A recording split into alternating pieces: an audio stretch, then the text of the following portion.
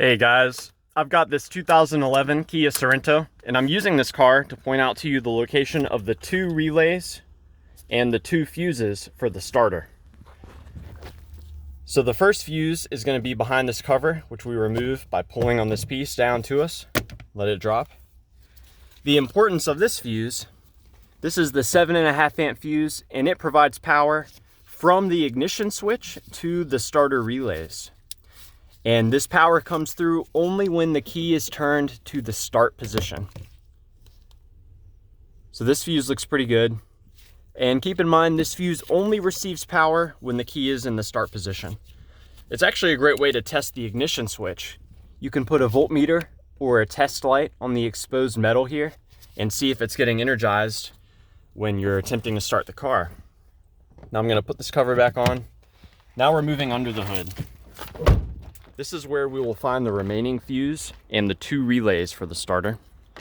So we're going to remove this cover by pushing in on the 1 tab in the front and the 2 tabs in the back here.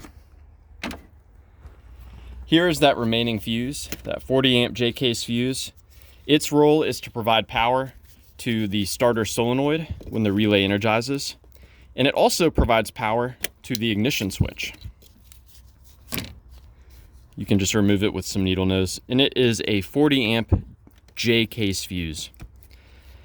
Now the 2 starter relays, there's starter relay number 1 and starter relay number 2, also known as the burglar relay. My favorite way to troubleshoot relays is to have someone trying to start the car while I tap on the relay. Sometimes relays can get stuck, and by tapping on them you can free them up.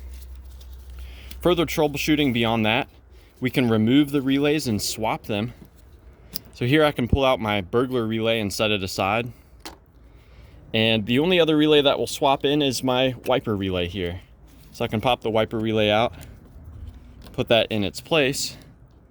And if after I swap the relay, the car is able to start, then I know that the relay I took out is probably no good.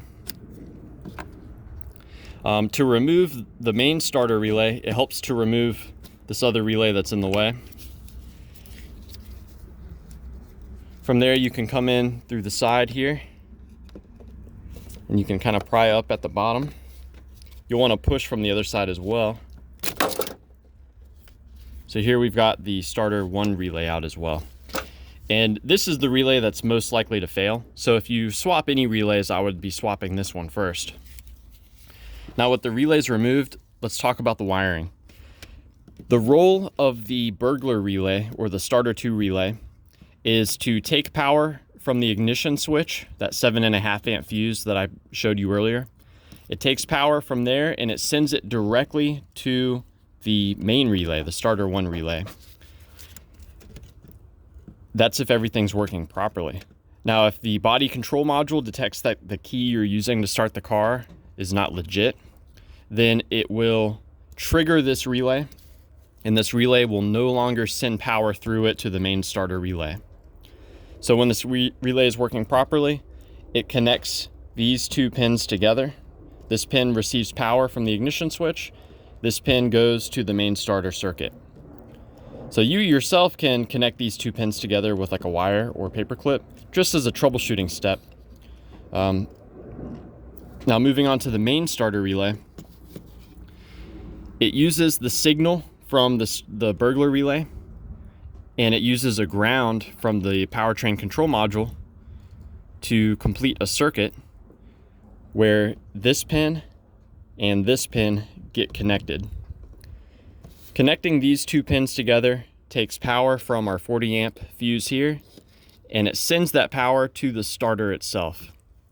So you yourself can momentarily connect these 2 pins together just as a troubleshooting step.